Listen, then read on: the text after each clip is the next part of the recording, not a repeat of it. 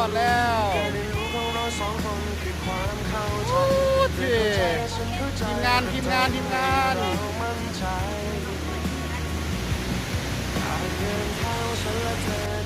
ยอดได้มาฮอดแล้ว